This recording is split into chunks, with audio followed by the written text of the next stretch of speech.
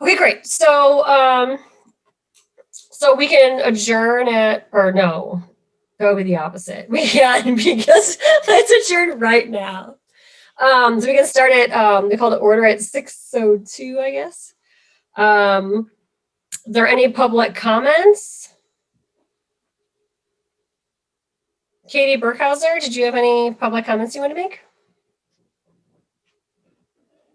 Okay. Additional items to the agenda. I was thinking we might want to discuss our operating budget because it's going to be the end of the fiscal year after the meeting or one more meeting after this. So I'd like to talk about that if possible at the end. And then can we review and approve the minutes from April 8th?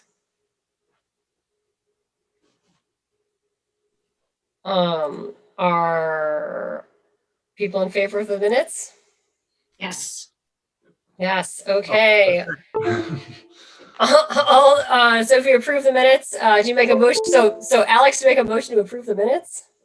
Sounds good. I have a motion to approve the minutes. Great, thank you. Do you have a second? Yes. Thank you. All those in favor? Yes. Wonderful. The minutes are Thanks, approved. Ailey. Thanks for doing the minutes, Ailey. Thank you. Yes. Okay, great. And then correspondence. We had a bunch of different random emails, but I think they'll all come up in the business items. Do you agree with that, Kristen? Okay, cool. Okay, so then let's start with old business. So membership, the only update I have is that Dave Rosen and Melanie are still excited to come back once COVID settles down. Dave said he's excited to come in person. As soon as we come in person again, possibly in July, it sounds like the select board might be moving towards, though I'm not positive that's in stone or not. I think there was some chatter about that. And then Melanie said she'll start back as soon as the school year ends. So hopefully next meeting she'll be back. So then we'll have, it'll be, and at that point, then we'll have 8 of 8 spots that are attending post-COVID, and we can still look for one more person at that point. Anyone have anything to add to membership? Take place? Oh, I'm sorry, what was that? Where do in-person meetings take place when that time comes? Yeah, in Holly Hall, in the conference room, like in the way back, there's like under the stage. Uh-huh. Cool. There's just a little conference room, but I think that people have really liked having the like recorded meetings. And so, we'll see if maybe we can do a hybrid version or if they're going to have cameras in the room that they're going to figure out in the future going forward. I don't know. We'll just have to see how that plays out. But I think that there's this like idea that we can have more involvement and cheaper to film and things if we can do some of that with webcams or something. So I don't know what the future will look like. I think the world will be different when we open up again. So we'll see. But yeah, so the in-person meetings though will still take place when we open, and then they'll be in that conference room. Is my understanding. Unless for COVID they want to do it in Holly Hall. I don't know, but yeah, that was where we used to meet. Okay, anything else about membership? All right, great. Moving on then, Bristol Trail Network. I have no Bristol Trail Network updates. Does anyone else have a Bristol Trail Network update? Okay, we'll just leave that then. I do have a lot of parks updates though, if we want to move to parks. Okay, great. So parks updates, lots of park stuff. Alex, do you want to start with parks and then we'll throw in as we talk about things? Sure. Yeah, my few updates.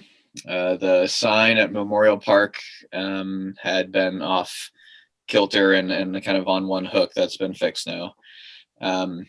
And the pull off on 116 kind of nearby Sycamore Park, where the the shacket picnic tables. Yeah. So it's been a long process, but those tables were finished and just kind of hanging out by the rec field and being used, which we were fine with because they were getting used frequently. And then there was a request that they be, at least one table get returned to that pull-off area for picnicking or people who ride their bikes and want to break kind of thing, or fishermen or whatever. So that table has been returned as of today. Cool. to that pull off. So yeah, that's good. And I think those are the Sycamore main- has the portable. Meredith told me about that. The portable. Yeah. restroom. Yeah, so the portalet is gonna go in Sycamore Park this summer, kind of back to normal operations there. And so yeah, basically they manage that. I'll check in on it when I check Sycamore Parks on Fridays, and yeah, hopefully that'll encourage people to be able to spend more time with families and stuff like that. So Right. And she said that would be available May 28th through September 28th. yeah, it's a full on summer thing, and it's just a one. I believe it's just like a regular portalet. So yeah, which is what we've done in the past, but they've raised the prices since we did it last. That would have been 2019 summer. So that's just something that is on our budget that, you know, we're aware of, and we're going to continue to do that. But it just costs a little bit more. So. Sycamore Park parking lots. I had an unofficial, a casual unofficial complaint about that. I was wondering, they were asking me, like, I'm like, I don't know. So do you know if there's anything to fix about those big potholes? Yeah, so the last I've heard, and I had a correspondence, but no follow-up, so I can kind of recheck in, but Peter Heffernan from the select board was going to look at the parking lot and kind of give his professional opinion about what would be best to do, and whether or not they can just like kind of layer a lot of gravel on it and make it fully functional. And I had an email. I was out sick on Tuesday, and I got an email from him, and I tried to follow up the next day, but haven't been able to reconnect with that.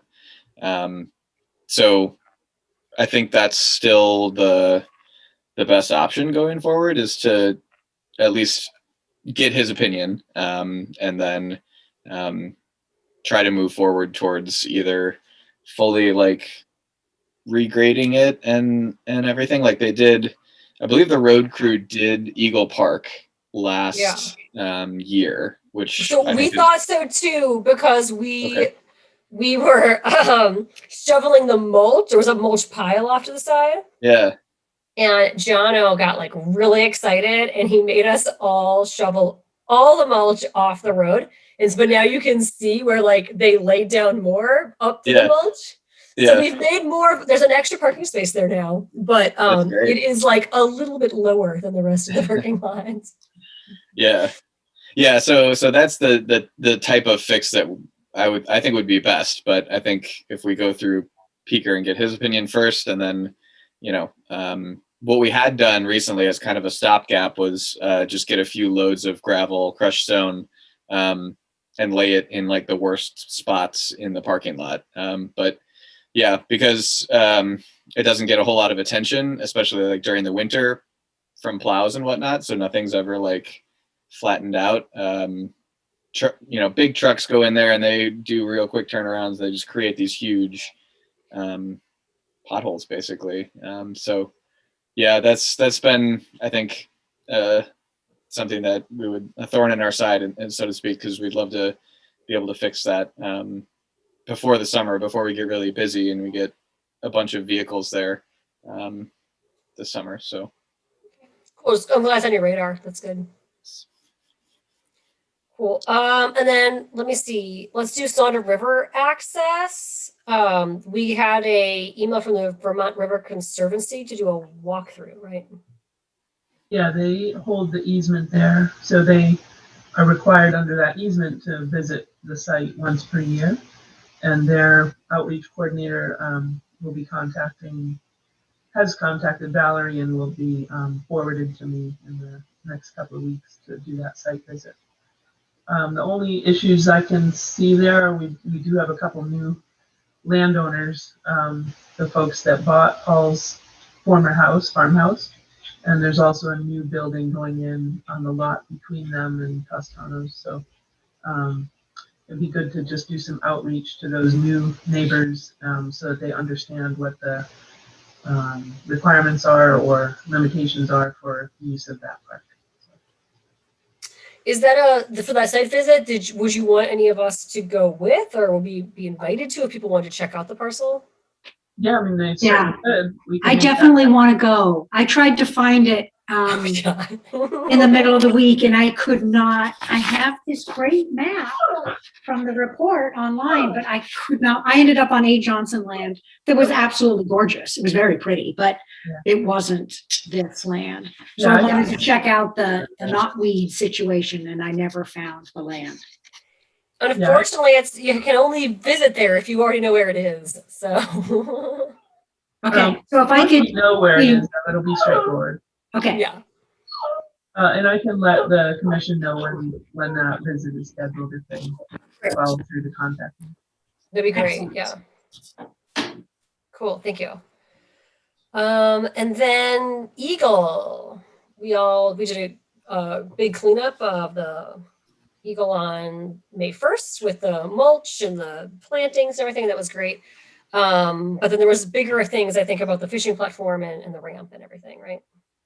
Yeah, so the select board meeting on April 26th, the select board voted to authorize a short-term repair that would involve getting dock doctors to replace the bracket that has separated from the boulder, and also to raise up the upstream corner and re-level the platform, and then backfill the ramp with SurePath, just so that the platform can be functional and usable and accessible to ADA, to wheelchairs and things, for the better part of the summer. And at the same time, on a parallel track, they'll be pursuing the mitigation funding from FEMA that would support an engineering design to essentially redesign or add some design elements that would make the platform more resilient. So that's kind of happening on a parallel track. The engineer has been communicating with Valerie, and they're just going back and forth on some paperwork. But as soon as they've got that sorted out, we'll be reaching out to dock doctors to get that put on their list for this summer to replace the bracket. That is. And then when we were in person on May 1st, we talked about, like, wouldn't it be great if we get the SurePack in there sooner? Is that something that you think is possible, that we could do so that we open this season? We certainly can endeavor to do that. I also need to get Peaker out there to take a look to estimate volumes. Sorry.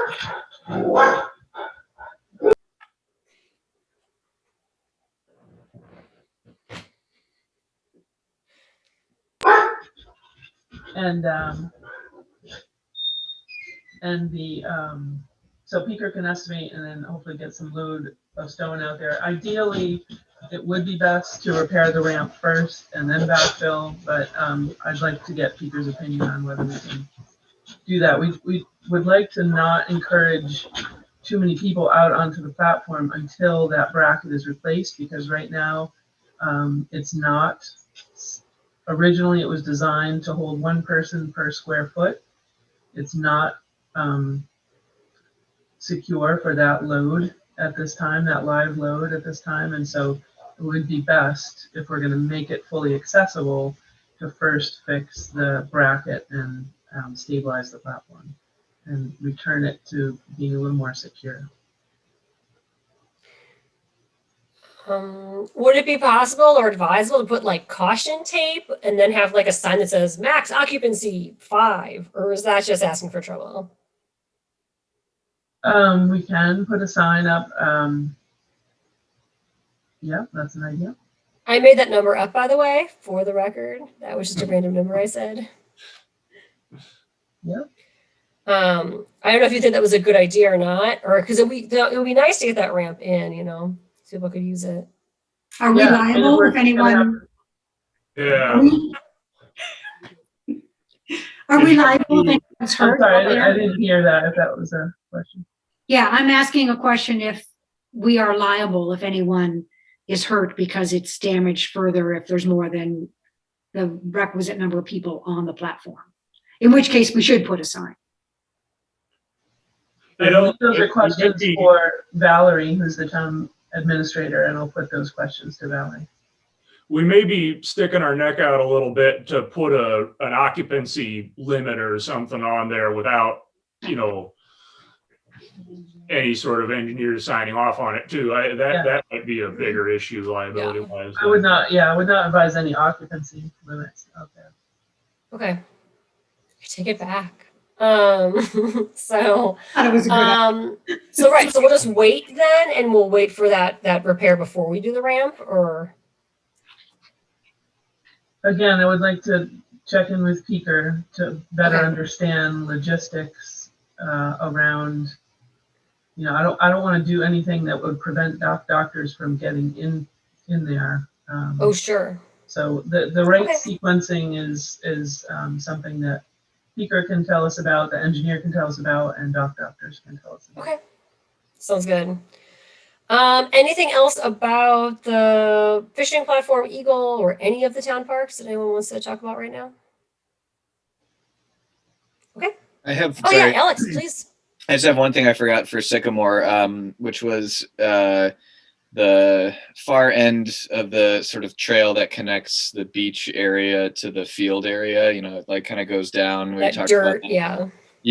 Yeah. So I went over there after a couple of days of rain, and it was almost all totally flooded and washed out. So I just sent a message to Porter, who was kind of the other party involved, that maybe working on it. And so we just are both now on the same page as far as like, you know, it probably does that every spring. And I've only, this will pretty soon I'll be coming up on the sort of anniversary of me doing park walkthroughs every week. So I haven't seen Sycamore Park with heavy rain in the spring. And so it might just be more focused on a few steps built in, either like natural rock steps or something like that, as opposed to a more serious water crossing structure. So, you know, just as an update. Yeah, I just think remember that at Sycamore, we can't make any permanent structures, right? Yeah. Yeah. We can do rock steps, I think, but we can't do like fancy steps. Put in yeah. No bridges, right?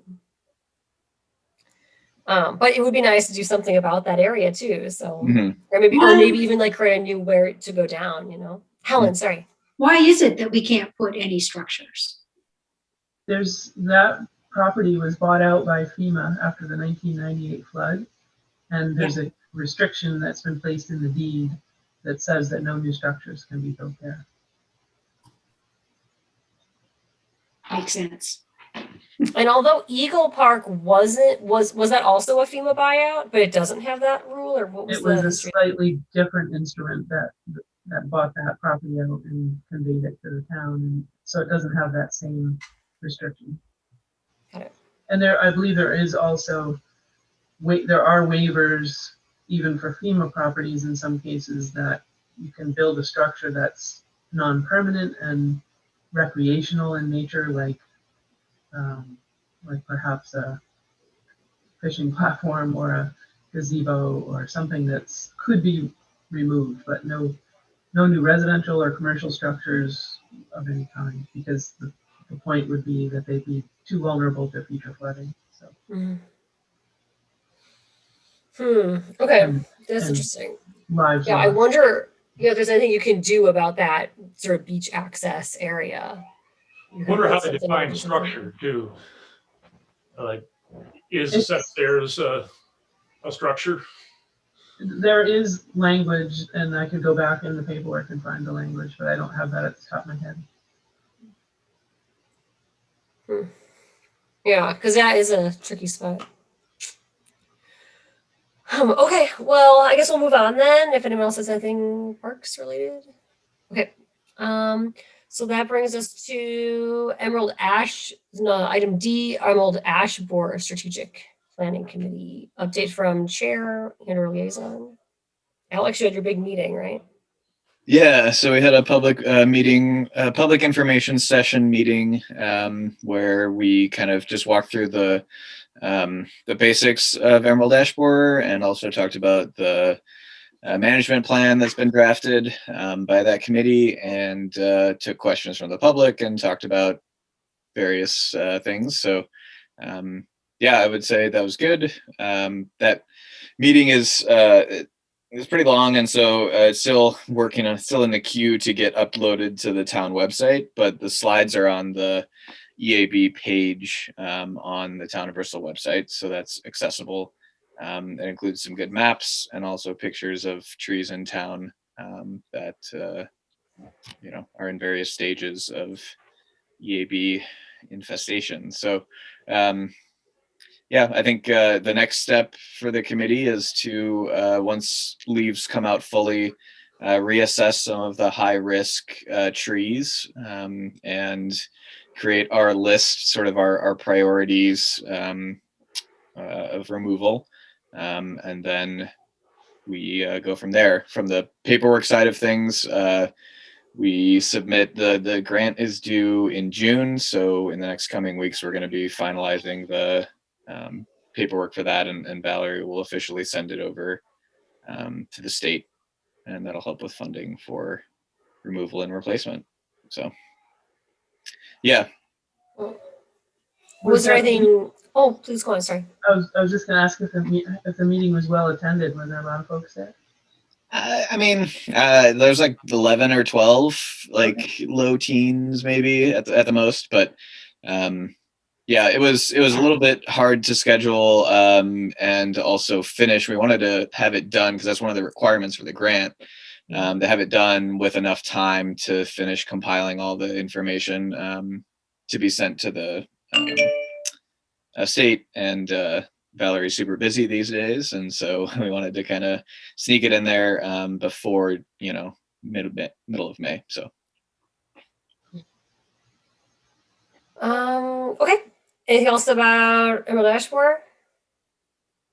Alex, what are your next steps now in terms of like timeline? Like, is there anything else like big on the horizon in the next week or two, or you're just, or the next few weeks with the town, or is it all just behind the scenes grant stuff now? yeah, it's a lot of behind the scenes, and like some of the committee members will just be driving around and, you know, doing assessments. No trees are going to get, like, you know, spray painted and tagged for removal or anything like that. The sort of rough estimate was going to be, you know, like if we're not going to do more than a handful of trees this year. So it would likely be the worst trees get removed, you know, in this window that we have. And then the rest of them, we wait until next year, and it'll be a yearly process of just repeating the same thing, you know, see how much the progress is, what percentage of the canopy is, you know, destroyed, and then we you know, arrange our list basically, and then we try to remove as many trees as we can and stay under budget. So Sure. Okay. Cool. Anything else? We're good. Okay. Illegal dumping sites. Item E. Let's see. I talked to Sergeant Michael Elmore today. He told me that one of the cameras they use for illegal dump sites was stolen, and that's slowing the process down because the county now has one fewer camera. He hasn't put them over any of the spots in Bristol recently, but we are on his open case list. He said, I asked him about that Bristol Pond area, and I said I wasn't sure if it was Moncton or like the Fish and Wildlife. And I asked if anyone had followed up with him on that, and he said he didn't think so, but that he would add that into the rotation of open cases of dumping. He said he's done things there before, and that he knows I want to say Fish and Wildlife people, that they deal with it too. So it's on his radar, so that's good. He thinks that this is a really big problem in the county. All of a sudden, there's all these little spots popping up. People are dumping. It's like unusually high sort of uptick for Edison County. He's not really sure how to proceed with that. You know, we talked about, could there be more enforcement or more of those signs that say like illegal dumping and there's a fine? Like, is there something they could do there? He said he would talk to other people that would know more about that. We talked about education. Could we work with Edison County Solid Waste District about some education outreach? Again, he said he would follow up more with that. The one thing he was very excited about was possibly talking to Alex about organizing a joint outdoorsman, hunters, possibly some police officers, like cleanup day. I know you had mentioned wanting to do some of that before. And so he was really interested in that and said that he wanted to get in touch with you and I could connect you guys so that you could coordinate something like that. That'd be great. Yeah, if you could email his number or something, Yeah. I'll give him a shout. I think that'd be a Great. great way to start. Yeah, I told him I was happy to try, but like I'm not gonna be able to lift a couch off a bank. But like maybe some of you and your friends could. Can make it smaller at least. Yeah. So yeah, so okay, so I'll put you in contact with him then so you guys can you can be sort of the point person on that then. And I alerted him to the Bristol Pond and Upper Notch. I don't know if there's other ones, but he said there's little ones popping up. They're getting all this inundated with these. There's a bad one on Gilmore Pond Road. Well, I shouldn't say all of a sudden. It's just bad again after having been cleaned up. But I know. I hate driving and it's like there's already cans. Like we just had green up day, you know. We need like once a month. there's a woman who lives up there near Gilmore Pond Road that walks out every morning with a trash bag and pecks away at it. It's got to be some sort of secret award we can give her. Yeah. The fact that she like has trash to pick up Every day. It's amazing. Yeah, it's gross. I don't know. So yeah, so it all is awful. And Alex, maybe you can help us figure something out to do about it. It'd be great. Or if you know other places too, since you seem to know a lot of little spots, if you want to pass those on to Sergeant Elmore as well. Oh, got a long list. Or maybe, yeah, if you want to get involved too, maybe you could talk to Addison County and see if we can do some outreach. I don't know. Like, what do you do with pamphlets? Like, like, it just, this is like a big thing. Like, what can you do that's like a bigger scale to like stop the little dumping? I don't know. Yeah. Yeah, like, I don't know, maybe I feel like education. it'd be really nice to talk to someone who is dumping to like get a sense of We need some market why research. and is how what can we we gotta help you do. find a different thing to do. What is it Yeah. about this driveway that seems like I just can't. Well, what if we did, you know, I was saying we should talk about our fiscal stuff. What if we used like some of the money in our operating budget to give out gift receipts to people, like a raffle winner, be like, fill out this survey, like, do you illegally dump? And then like they could tell us why or how, and then they'd be entered into a raffle. But it would have to be like really anonymous. We're not trying to like arrest anyone, but like it's a very dubious moral issue. So you know, I take that back too. It's over. Forget it. I know Like your idea. I just got down that logical path, and I'm just no. the Gilmore Pond Road and a couple of the other like Forest Service roads that get dumped onto are kind of a different thing because it's like it's a lot of it is like people having bonfires and just burning stuff and throwing cans around. So it's a slightly different thing than the chucking deer carcasses and throwing your trash out. It may be an overlapping demographic, but it's a slightly different deal, and it would be, I don't know quite what the answer is there because like people will burn stuff and drink beer. Yeah. Well, Alex had those signs. Do you think those are well? We'll see if those trash signs are helping, right? That you put in Sycamore. Yeah, I think I mean it's so hard to tell just because of the pandemic and everything and whether or not that affected things more. But yeah, I think that was always a first step was in the area to make people aware before we move on to the next step of either putting in trail cams and, you know, putting up a sign that says, hey, this area is monitored by the Addison County Solid Waste District, you know, for dumping.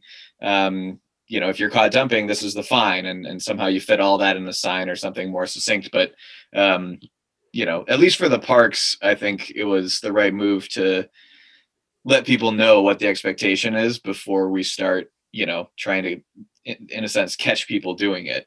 You know, every time I'm there and I'm walking around, you know, with my little garbage picker in my bag, I never see people chucking stuff out. So it's the idea that nobody can see me do it, and I do it in the middle of the night or whatever, that allows, you know, people to feel like it's okay to do it. So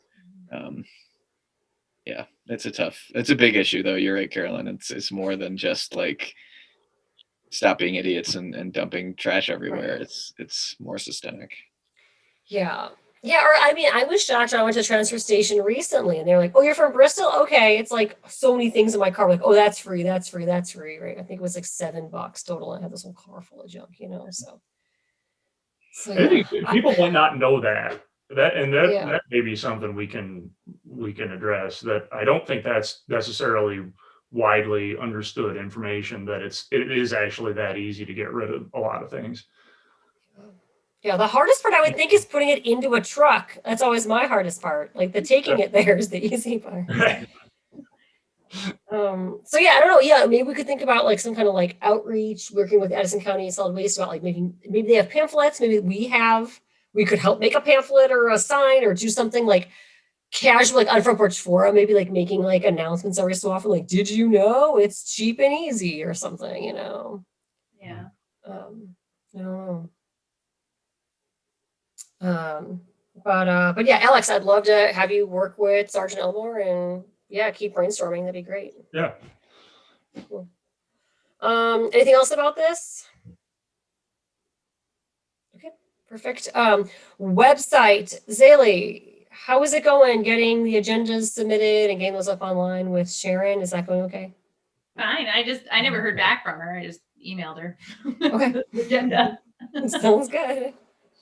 Hopefully it's going well. It sounds good. Okay. Cool. So you're good then with everything? Yeah. Yeah. Cool. Yeah. Anything but- I saw in the notes last week that should be different or that I was missing or no?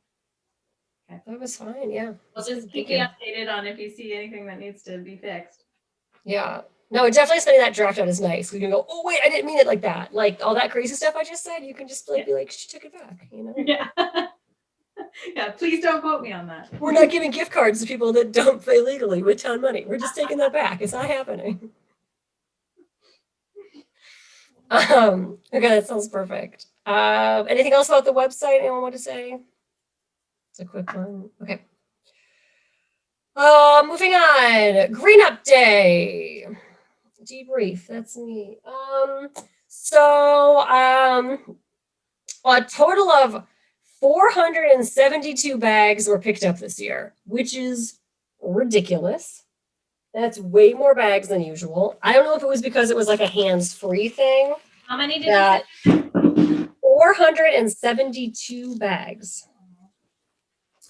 But is that empty bags picked up in Holly Hall in the library, or those are bags picked up Those are full of empty trash? bags that were taken by community members that Yeah. I left out. Yes. Okay.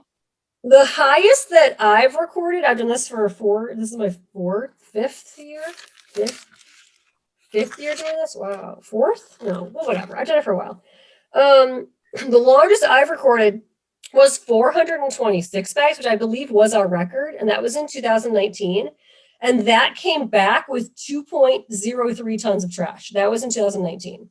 This year, however, 472 bags were picked up, but only 0.59 tons of trash were picked up. So Wow. we passed out even more bags than ever, but for like no return on tons. So I don't know how to read that. Chantel says, "Oh, this is good. It means there was no garbage to pick up." But I don't really believe that, given our last conversation. So I mean, it's Maybe there's social gonna be a distance.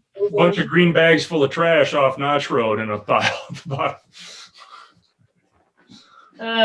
Yeah, just leave the empty bags. Be like, please take care of this. Wow, that's weird. So yeah, so that's kind of weird. I don't know if people were just taking, Meredith was sort of as the rec director, she was sort of manning the box a little and kind of listening and stuff. And we were concerned that they were rolled in bags. The bags were like rolled, and there were 10 to a roll. And she thought maybe because they were like unmanned, people were just taking a 10 and walking and taking it. I'm like, oh yeah, 10, I'll fill 10 and just taking them.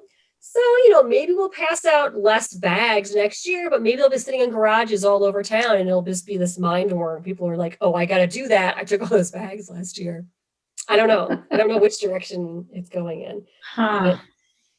But yeah, so we'll see. But yeah, so I mean, it's not nothing. I mean, it's still almost it's 1,180 pounds of garbage with 6 tires. I mean, that's pretty good. And how did you say that compared to the tonnage from last year? Sorry. So the last year we were not in a pandemic. Two Was years. essentially 2 tons, and this year was essentially 0.6 tons. And what was it last year? For the pandemic year, this was like Yeah. this way. The last year, 2020, was very strange. It was the 50th anniversary, so it was this big push, like hurrah, Green Up Day. But that was like the thick of like full lockdowns. You couldn't even go like 10 miles from your house around then, right? So there were some issues even getting the bags to printed, getting them to Montpelier, getting them to the people they handed them out. So that was a big mess. So they postponed. They could have said they were going to cancel it or postpone it. They postponed it a month.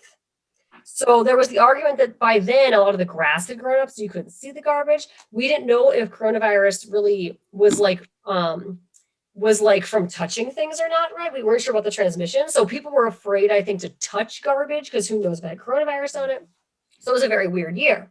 However, last year, 0.55 tons of garbage. So like, I don't know how to read these numbers with 205 bags. So like, I simply think people took way too many bags this year. Yeah. But it was the same basic amount of people that picked, or the same basic amount of garbage got picked up. That's my best guess. It's just way more people picked up garbage. But I also think people were traveling a lot less this year and on the roads generally. So I think maybe there was just less garbage thrown from cars. I would love that to be hoping. the answer. Yeah. Yeah. It would be really nice if that was the answer. So yeah, I don't know. I mean, overall, Addison County only picked up 6 tons last year with the coronavirus lockdown. So this year, our Addison County number is 12.6 tons. So pretty good for the county with 243 tires.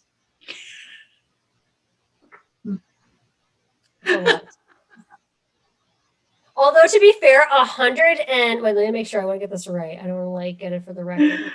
Well, a lot of those tires were from one town. Let me make sure I get. I don't want to say the wrong town.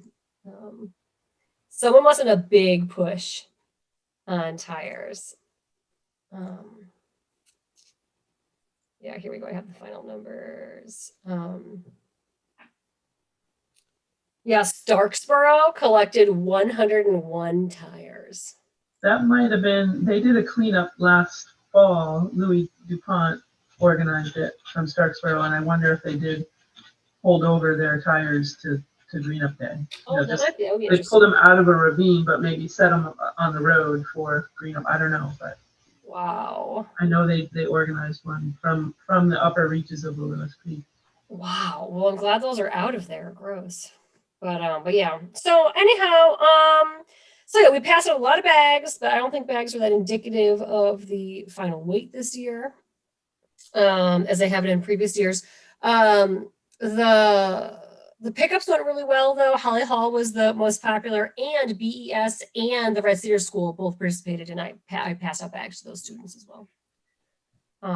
So that was nice. Which we in theory, next year we'll have more of a presence in handing out bags, right? Right, So, and I can collect real data. Like they want to know all sorts of data that I'm like, how are we supposed to do that with social distancing? So like number of people in your party, where you went, the amount of miles you covered. Like we can't collect any of that data socially distanced. Yeah.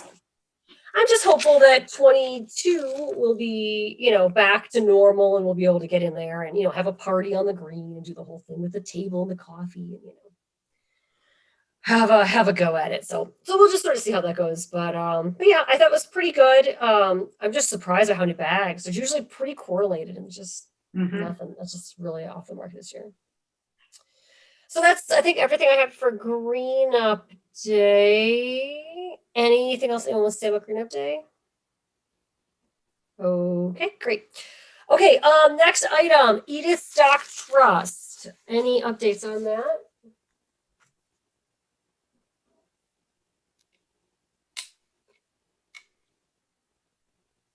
No Nope. updates on Edith Stock Trust. Okay. Okay, the next thing is the town plan 2020. Okay, yeah, so this is interesting. So we talked about the town plan in our meeting last time, just because we thought like, whoa, we should probably check that out. But then I got an email from Kevin Hansen, which I forwarded to everyone, where he wants us to please respond with thoughts, comments to me and Jeff by May 15th, which is Saturday, for consideration at our next meeting on May 18th. As you consider a response, please also consider any overlap of groups or level of involvement of tasks as currently stated, and that should be reconsidered. Also, how your group may be considering structuring their associated tasks. So I thought we could look at that document that he made for us briefly. We already talked about it a little bit last time. And then we could think about what we want to say in this response for Saturday. So I will bring that up, but if anyone has anything to say first, while I bring that up, that's fine. Encouraged even.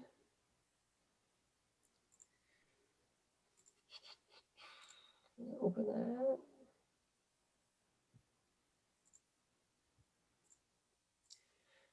Okay, so here's what the file looks like. I think everyone should have a copy of this that's at least in the Conservation Commission. I think I forwarded to everyone.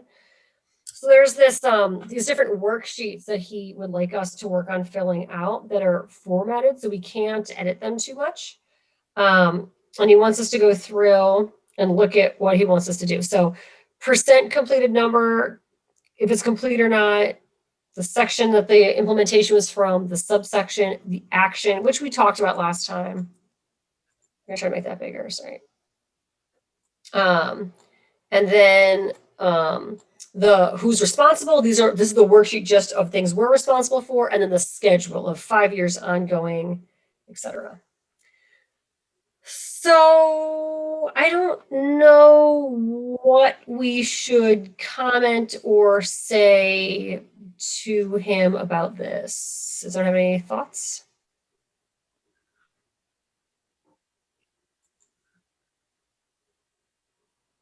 We could just say we've started talking about it and we're thinking about working on management plans first.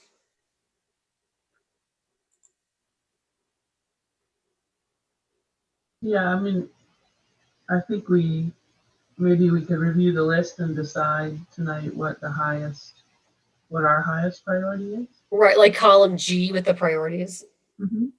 And then we could just put like, maybe like discuss like what's the progress for each of those. Yeah. Let me see anything else on this side. Percent complete. Okay, so this one we got here. So, and people probably have their own copies of this too, if you want to like follow on your own version, or you can follow along on the screen share version, whatever's gonna be easier for you. Okay, so identify significant public scenic resources. Some of these are also ongoing, which is a little bit, I almost feel like this one isn't ongoing, but they're all ongoing in a way. Yeah.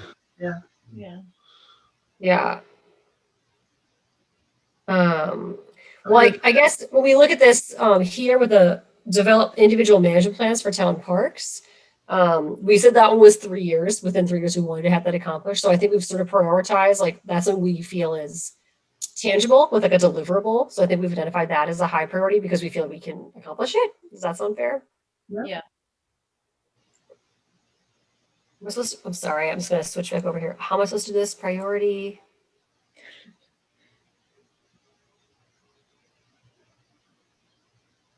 Okay, just we can use it if we want. Okay, so we'll just say, I'll just put high, I guess, or we could do numeric. Does anyone care? High is better because then you don't have to know what the number equates to. Okay, yeah, I was like, that's gonna get difficult. Okay. You could also like make multiple highs, Yeah. Right, yeah, that's a good point. Otherwise we have to list them all like 1, 2, 3. Okay. Okay, well, let's just go. So we talked about that last time. There was also an email from Valerie about the new Middlebury College website. They're looking for Middlebury College projects where they can collaborate with the community. And the idea is that maybe a senior capstone class or an intro lab might be looking for a way to connect with the community and could do something as a report or a project that could connect with the community. Kristen, I think there was a picture of you doing that. Is that right? Yeah, from 2019 when I was collaborating with one of their classes. But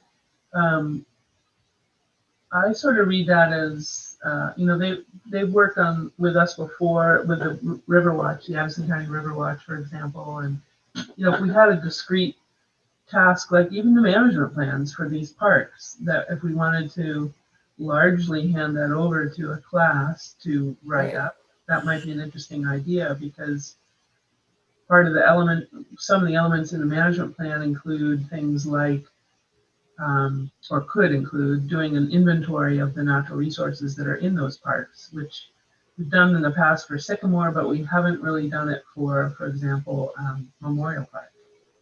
So if we wanted to engage the ES 401 class in constructing a management plan for us, I mean, that's an idea. Yeah. Or I was thinking that row 7, develop education and outreach materials for landowners about rare, threatened, endangered species and how to develop a management plan for those sites. Yeah. That could be something almost more of an intro or a 200 level course could They could be linked. I mean, because there are certainly rare, threatened, and endangered species elements in the management plans. So the same class, different students, different groups in the same class could tackle each of those. Helen, I was just gonna say, Helen, you taught at Middlebury. What did your sort of take on this? I think a lot of it depends on who's teaching ES 401 in any particular semester. So, for instance, if Mark Lappin is involved, I think that'd be great for the rare and endangered species management plan. And maybe in fact, anyone. I think it depends on the faculty member who's involved being jazzed about the project. And if they're jazzed, the students will feed off of that. And I really don't know which ones of these would be the most jazzy. Okay. Do you know who's teaching it next year? I mean, are we talking Off the top about? of my head, no. I don't know. I don't know much about that course. It's a great course and students learn a lot. So it tends to be what the faculty have an invested interest in. And I don't know that faculty have a vested interest in this particular topic, but we could certainly find out. Yeah, totally. Okay, well, I just thought that we'd throw it out there since we got that email offering, please, from Middlebury saying, please, Bristol, if you have project ideas, let our students know. So some of these could be they're trying to facilitate interactions with the community more, apparently. So there's a few of these that may be discreet enough that we could see if they'd be interested. Is this through ES 401 or is there a different mechanism? No, it's a new community outreach center or something. Let me see. Well, did you send that email around to us? Maybe I didn't. I'm sorry. Yeah, I'm realizing that maybe that didn't. It's also in today's Addison Independent. Oh, nice. Here, I'll just. Yeah, okay, sorry. It just has, there's an article that Kristen has the picture in about potential collaboration with Middlebury College students on community projects, planning projects, research projects, trail and recreation projects, community initiatives. And there is a link to that ES class. And then I'm looking, trying to find that article that has the picture of Kristen. And I can forward this to you. as well later. It looks but- to me like numbers 3 and 4. The outreach material for rare, threatened, and endangered species and how to develop a management plan. That seems like that would be interesting and manageable. And the trails, the bike and hiking Yeah. trails would be, I could see students getting into that. Okay, so this is what it is. It's Middlebury College's Center for Community Engagement, CCE, has created a new website that aims to boost collaboration between organizations that ties to their local communities and faculty and their students. The site is Middlebury Liberal Arts in Action, MLAA, allows nonprofit schools, state offices, and businesses to submit proposed projects. Faculty in turn search the submissions and identify collaborators for community learning components of their courses. So yeah, so it's just, I think it's you throw it against the wall, see what sticks if anyone wants to do your project in their class, it sounds like. I mean, right now, I've never done it, but because of COVID, but normally my class is supposed to go to Sycamore Park every semester and collect macroinvertebrates. And that data never gets to Bristol. I just found out about it while I'm teaching the class. I'm like, wait, where are we supposed to collect this? They're like, oh, Sycamore Park. I'm like, why didn't you ever tell anyone? So I'm sitting on years of data about macroinvertebrates from Sycamore that I don't even know what to do with, right? In terms of community, I don't know what to do with it with my students, but so. Yeah, I mean, that could get plugged into the Sycamore Park management plan. There we go. Actually, yeah, I mean, I got to grade all these lab reports in the next few weeks. So if I get a good one. Right? Done. Done. But yes, there's interesting things I think that we could think about too that maybe are already happening with the school or that we could see if students would be interested. So yeah. But we can't do that by Saturday. No. It was just something I thought we should talk about when we did this. Yes, Helen, thank you for keeping us on track. Yes. So, yes, so I was just getting excited thinking like, can we pawn this off on someone else?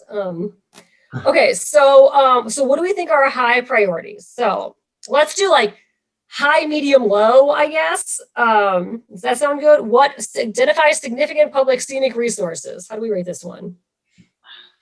I mean, that feels like something that's just going to be part of what we do for as long as the commission exists, and it will be its priority depends on what what comes up and is identified, and what how do we say done that? about it. How do you want to say that? Okay, not low priority. How about like why does it have a 5-year schedule? Well, I think what this maybe was getting at was an inventory of significant public scenic resources. Okay. If Obviously they will continue to grow, but oh, there's not been any lists so far. Okay. is this like a Like, from the town website plan. like with Alex? We could call that. Possibly. I mean, it certainly could get identified so that the next time they update the town plan, they include it as a formal list. Oh, okay. So it seems as though it may be sort of tied together with this, with number 9 too, the evaluating opportunities to conserve lands, to kind of have some places in mind if they, if the opportunity came up to work, with other agencies to, get easements on properties that are valuable. Those two might be kind of linked together. Yeah, the opportunities for conserving lands, that says ongoing because at least as has happened up until now, those, as you just mentioned, Alex, the opportunities come to us from Vermont Land Trust or Vermont River Conservancy or a landowner, or, so it's kind of a little bit opportunistic where we remain ready and willing and able, and the Conservation Reserve Fund is there to help, but it's not like we go out and seek properties to conserve or identify properties to conserve. Gotcha. Whereas I think the significant public scenic resources, we certainly could make a list of those in the next year. yeah. or think about a survey of the citizens to identify what those are. Yeah, that would be That an might be interesting nice. thing to, because it would be interesting to have a sense of like there's two parts of it. Is like, what do we think? What are our favorite spots, and then there, what are people getting the most value out of? You know, Yeah, it'd be very interesting to know like what the community valued the highest, or what, you know, what things they valued highly. yeah.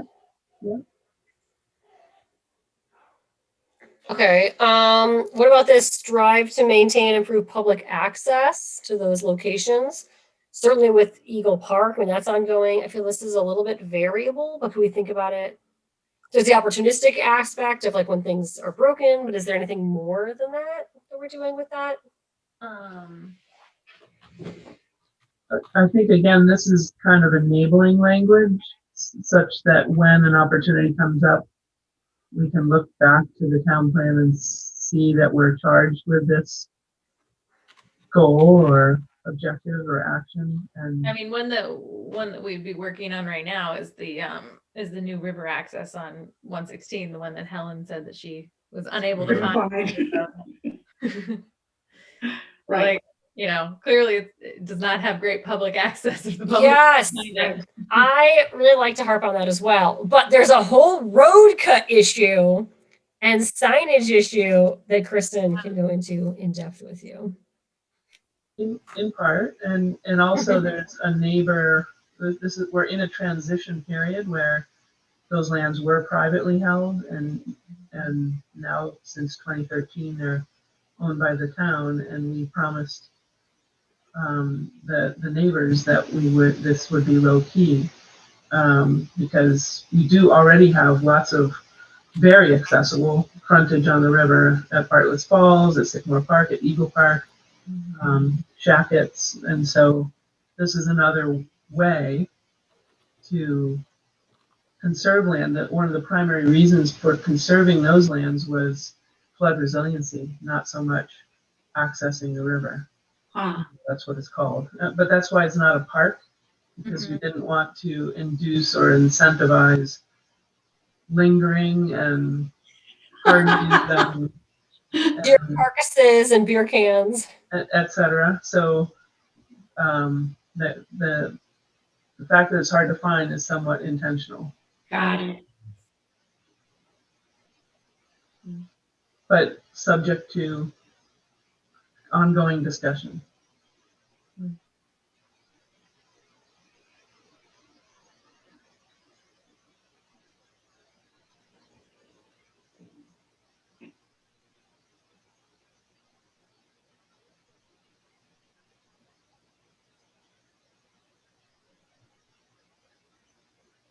Yeah, is Meredith working on some of the bike trails? Yeah, I think that would be like a Meredith and Bristol Trail Network collaboration. Not sure what the current status is, but she and Porter work together on those. Yeah. So I think this is, yeah, so develop management plans. And then this is our last one. Consider river corridor conservation and protection measures to decrease flood erosion losses and increase flood resiliency and discourage additional infrastructure in the river corridor area. So that's, again, sort of ongoing, but sometimes ongoing means we just don't do it anymore because we're just like, it's just not something that's on our sort of priority, like. Well, I think part of this was the town of Bristol has not formally adopted river corridor bylaws. There is a draft river corridor, and there has been discussion over the past several years, including some meetings that have been co-hosted by the Conservation Commission and the Planning Commission. There's a financial incentive for the town to adopt river corridor bylaws. They would receive more reimbursement and in a federal declaration after floods, for example. At the same time, there's a strong feeling among many citizens of the town that property rights are very important. And so there has been some resistance to adopting quarter bylaws.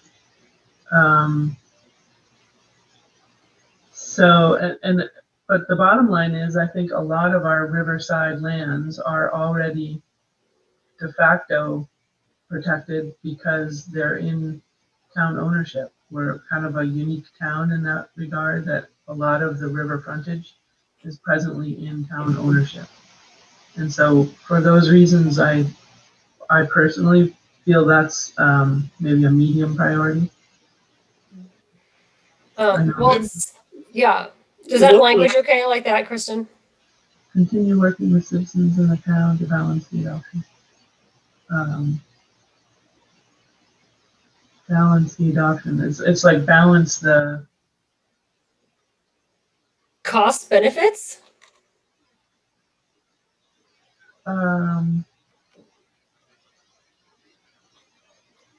yeah, I guess to consider the costs and benefits of. How about continue the conversation? Continue the conversation is really what it's about. Yeah. Yeah, one of the kind of takeaways that I thought was the woman that gave from the Lewis Creek Association that gave that talk the other week seemed to be trying to get across was that the landowner awareness of what they can do to improve the situation is pretty significant. So continuing to, our own like outreach endeavors, like having people like her give talks and sponsoring that sort of thing might be a way that we can participate in, in continuing that conversation. Yep. Perfect. So, okay, so this is what I have so far for some text. And I think that this assisted management plans are a high priority of things we can like do that are like straightforward, things that only the Conservation Commission is responsible for. And then maybe talking to Middlebury students if they wanted to get involved in some of those other things like the site visit stuff. Is that what I'm hearing? Is that in column H? Is that what that number is meaning? Like level of responsibility? If it's something that we alone are responsible for. Number one. Primary, secondary, tertiary. Yep. Okay. Usually it's. Thank you. I didn't notice that. Yeah. Okay. So primary, they want us to do this. Develop plans. So that's a kind of a management plan. Mm-hmm. Kind of a management plan again. And then here. Yeah. So we actually, the number one things are all management plans. So we should definitely work on what this is telling us is we need to do the darn management plans. Well, and it's also tangible and something that can be worked on right away. It's not. Yeah, totally. Yeah. So we could put highs right next to each of those ones, right? That's great. Yeah, there are rough drafts that are Yeah, and in column A for that line, I think we could say we're probably 30% there, or maybe 40% there. Okay. For here. Yeah. Okay, cool. Oh, I see it filled the pie and how cute. Mm-hmm. I know you could do that in Excel. Okay, great. So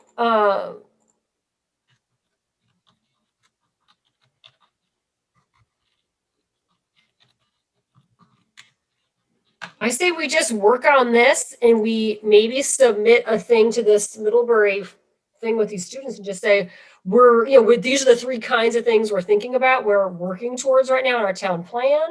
These are all things we think that could be deliverable and like a small thing you could do as a class project. Is there any interest in any of these kinds of pieces of the pie, and see if anyone is interested, right? Sort of a generic.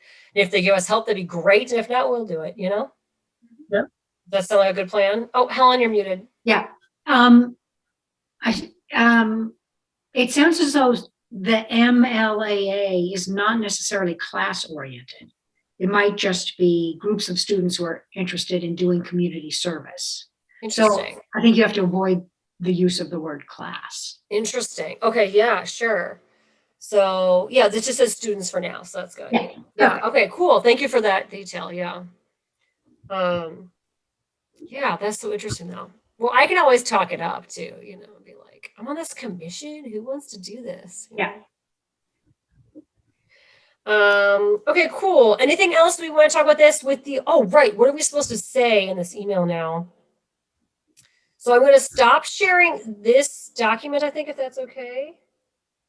So you have a basic outline there, and then it said, please respond with thoughts, comments for consideration at our next meeting. As you consider a response, please also consider any overlap of groups or level of involvement of tasks as currently stated that can be or should be reconsidered.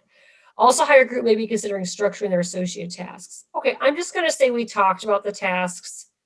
We're going to actively pursue the things we are the number one involved party for, whatever that term was they used. Yeah, if we were the primary responsibility for, those are all our high priorities. And, we'll continue working on those and our ongoing tasks. Does that, something like that? Does that sound all right? Yeah.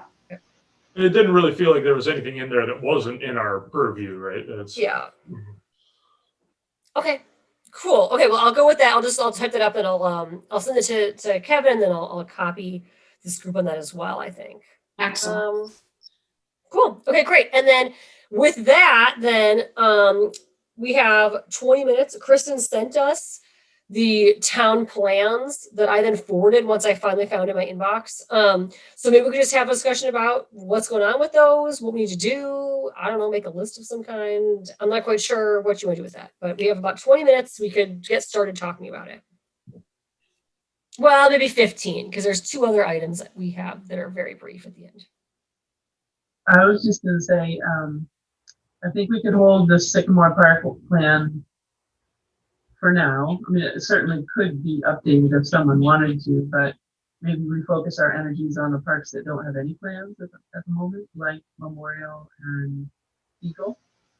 And then also the management plan for the easement at Saunders and Fuller could stand in for our town management plan. It's somewhat differently worded, obviously, because it was written by Vermont River Conservancy, but I feel like since it's in place, there's some protection for or articulation of the management of that plan. So maybe we focus our energies on Memorial and Eagle. What do you think would be the best way to do that? Should we have a document that we're all sharing through like Google Drive? Is that something that people would be comfortable with? How have you done this in the past, Kristen? I have a feeling that Google Drive is not the answer, but I was just wondering what you've done. I'm Google Drive. I'm tolerating these days.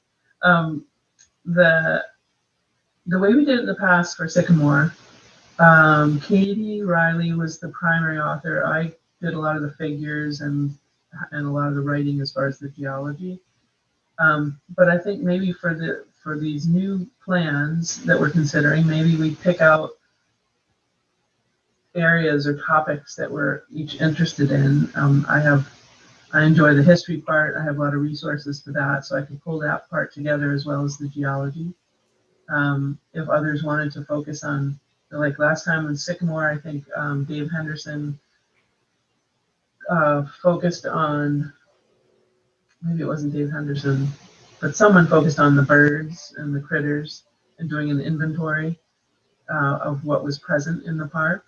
And that can be a fun activity, and it also can engage the community. So we could actually just advertise that as like a bio blitz, where we encourage community members to come and spend a day in the park and just write down what it is they see. Or if we want to do it socially distanced, make it be a week or 2 weeks, and people go on their own and walk through the park and write down what they find and then send it in to us. And or another option we used at Sycamore as well is we called on the non-game professionals at Vermont Fish and Wildlife, and they came, like Bob Pop came out and did an inventory. And that, I think that's an option we have open to us as well, is just ask our agency folks, can they come and help us and do an inventory. So that's kind of how we pulled together Sycamore the last time. And then I think that the Vermont River Conservancy one has a lot of rules in it, right? Like different like camping rules and dusk to dawn kinds. There's a lot of those kind of policies in there. Do you think we could copy a lot of those over? Those would sort of stand in for all of the parks, or do you think that that would be the sort of thing that we would use, like you said, for that town park, and these would be more specific to the management of the ecosystem of each individual park? Yeah, I mean, I think because, I mean, they're all town owned, but because of the easement on Saunders Fuller, that's what gives it an extra level of oversight, I guess, if you will. And that's why a lot of those rules exist there, which they wouldn't necessarily exist for, say, Memorial Park. But we certainly could include, like as an appendix to the Memorial Park plan, there's a new updated policy about dawn to dusk, and I don't know if it's called loitering, but there is a policy about no overnight stays and no living in the parks that are owned by the town. And so that we can include that as an appendix, for example, in a management plan for, say, Memorial Park or Eagle Park. And any of the kind of the policies that Alex is familiar with as far as, you know, maintenance of those parks.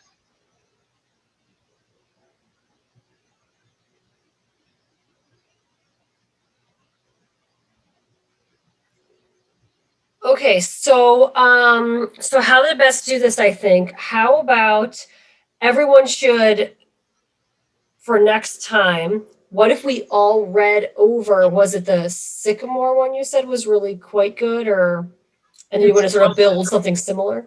It's mostly complete. But it's dated 2008, so some things have changed at the park, so it could use an updating. But more or less, that's the outline. Okay.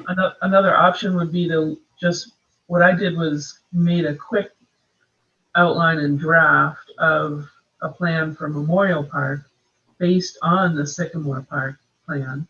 And so it has the same roughly format. Maybe that's the one to look through and just see where there are holes and what parts each of us might want to take up as their assignment. That sounds great. So for like a homework this month, read through the Memorial draft, and then think about ways that you think that you would be able to use your unique skill set to fill in those gaps. Yeah. Or like maybe if you wanted to organize something with the town or with the Fish and Wildlife or something, like you could like suggest that at the next meeting then. Yeah, like if you hate to write but you love to organize people, there's all kinds of things that could be done. Cool. And just to remind me, with a town management plan, like what is your ultimate goal for the management plan? Like what is is it that we want to conserve these lands, that we want to have them for recreation? Like what is the management part of that? The management part, as I understand it, it's essentially, the purpose of the plan is just to familiarize new citizens or old citizens, existing citizens, about these parks, how they came to be, what their current uses are, what possible current issues there might be. For example, at Sycamore Park, we had lots of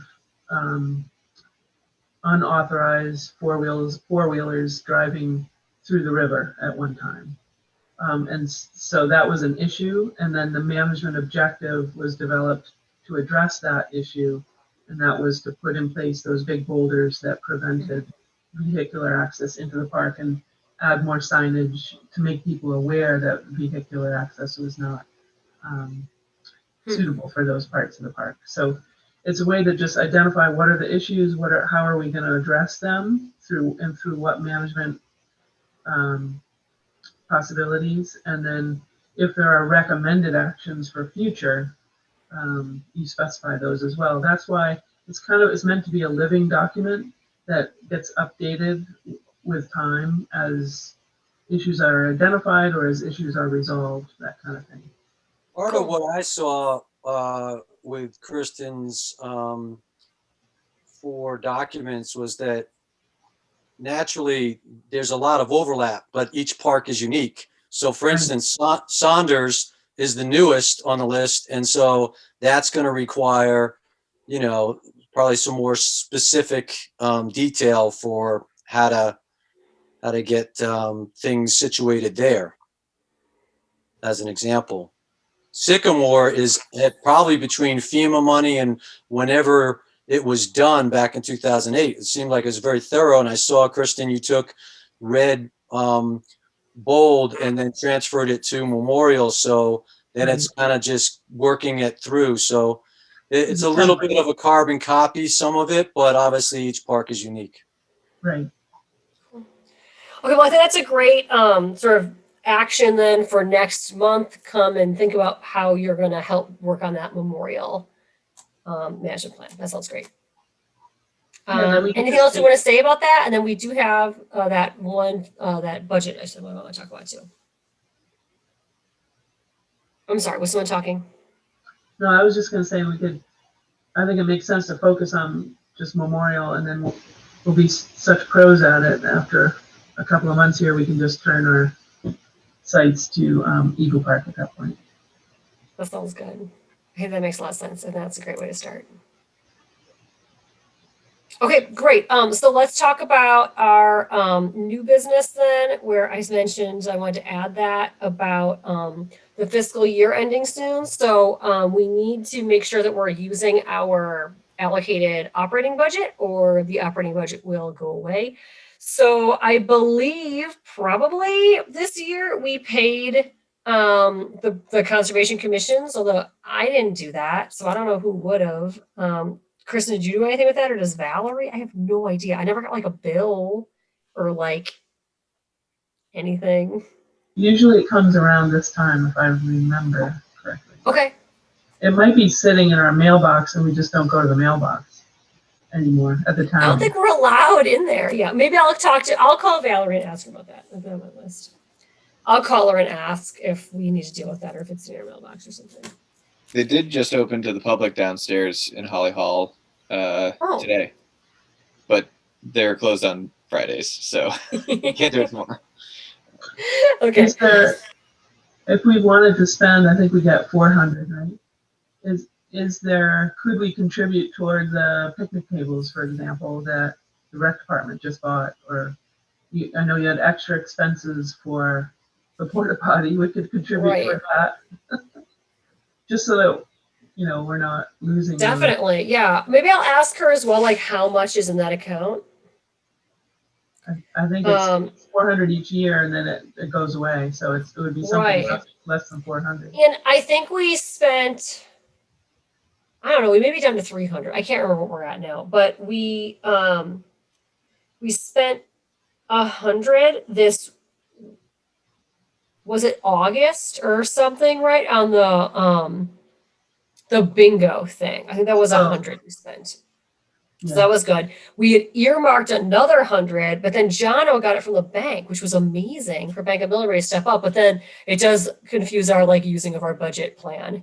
So that's why I wanted to make sure that now we do have actually a little extra than we were expecting because of the Bank of Millbury paying for that. Well, I think Kristen's notion, if I understand it, is, and probably everyone else, that there are considerations. Just I heard helping out with the porta potty, helping out with the rec parks, picnic benches, and so on. So, that's a collaborative effort. I think we should generate a list and then, maybe prioritize it, figure out what those anticipated expenditures might be, and then see how it fits within a budget so we can kind of stay on top of it and not get caught at the end. All of a sudden, we got to spend it or lose it or that kind of stuff. This would be better if we had a treasurer, which we are allowed to elect, but do not have so far. So I will talk to Valerie. I'll see if that Conservation Commission ever asked us for money, and then I'll also see how much money we have. Alex, would you be able to maybe just email a couple, see if there's, some kind of discrete expenses that we would be able to help with this year with COVID and everything, and the increased expense for the bathrooms and the picnic table fixing, right? Like maybe we could help collaborate with that with some of our, we don't have a lot of money, we have a couple $100, but Right. if that could help in some way. Yeah. I'll see what we can do with that. That would be cool. Okay, cool. So yeah, let's just email me a couple. We'll see what's small enough, and I'll see what Valerie tells me. We'll see what fits in that makes sense. We didn't make copies this year because we weren't in person. Yeah, Alex, please. Oh, with regards to we spoke a little bit about about increasing signage with regards to the dumping areas and so on. I wonder that's going to cost money at some point. It might be coming at us a little earlier than we don't know what we want them to say and so on, or whether or not that's our job or the sheriff's department or whatnot. But that may be a great. Yeah. Unfortunately, any sign that's put in by the highway department would be a significant expenditure to install and then to maintain every year. So that's something I would hope to not be on the hook for, because I think we thought about trying to put a sign in for Sycamore Park. We wanted to get one of those brown signs that said Sycamore with an arrow, and it was crazy expensive, and we had to pay for it every year to maintain that brown sign, the street sign, it's like attraction ahead, that kind of sign. And we ended up Richard Butz was on the commission then, and he had this fabulous idea where he said, I've got it, and that street, it's Sycamore Park. It's like Sycamore Park Way. So he got this sign installed there so you could see the word Sycamore Park. But street signs are free. So we were able to subvert that, and that was really smart. So that's why that's up there. It didn't used to be. It used to be really hard to find Sycamore until he thought to put that sign in. Well, the ones like the no dumping sign at the Notch Road spot is just nailed to a tree. It's okay. You mean that kind? I thought you meant the kind on a stick. That's. So I mean, great if we can, but it seems like we might be a great idea to get a bunch of these things and start smattering them around the places that these little dump sites stop. Yeah. Alex, what are those? What are the ones that you bought? What do those run? They were two different sizes. And I want to say the small size was less than 20 and the big size was less than 40, just off the top of my head. And we just ordered them. You just order them from the online sign company. I don't know what it's called, but if it's not an official highway sign, you could basically, cool. We're the Conservation Commission, so you could just put it on a post somewhere. And what I did, even in absence of adding a post, is just put it on the bulletin board. There's plenty of space both in Eagle and in Sycamore to just add another sign that reminds people, of the consequences of the illegal dumping. So yeah, I think that's a great idea. 20 of them on hand, and that's a great idea. I have to say that a standalone sign would probably be much more effective than being in a kiosk for the car that pulls up and decides, oh yeah, I'm going to do this really fast. If they see that sign, they might be like, oh, I'm going to get out of here fast. And true. Not dump. Yeah, nailed to a tree. I like that idea. Well, how about this? How about we have another meeting June 10th, and the budget resets on June 30th. So I say I'll figure out how much money we have. Let's generate a couple ideas. If you have an idea, bring it, research it, be this is how it'll cost this much or this many items. And then we'll talk about it, and then we'll think of something that we're going to go ahead on the 11th, because we got to get this paperwork through by the 30th, right? So if that's the timeline we're working with, I think that's what we are dealing with for that. Is that a good plan? What do you think? Makes sense. Okay. Do you think we can get the paperwork through fast enough? Kristen, do you think that would work? Yeah, I mean, whatever you spend, you just have to spend it before the end of the. Oh, good. The receipt can come in July as long as you spent it in June. I believe. Okay. So. Yeah. Okay, that would be fine then. Okay, great. So let's make that a budget, agenda item, and we'll just say like, we'll just have a chance for like whoever has an idea to like say it. And then we'll vote or I don't know, pick our favorite, whatever. Does that sound good? Okay, perfect. Great. That's wonderful. Okay, and then I think that is it. I have an unofficial comment I wanted to make after we've adjourned, but we'll hold it till then. So, would anyone be in favor of adjourning? I'll make a motion. Kristen makes a motion. Is there a second? I'll second. Great, Jono, thank you. The meeting is adjourned.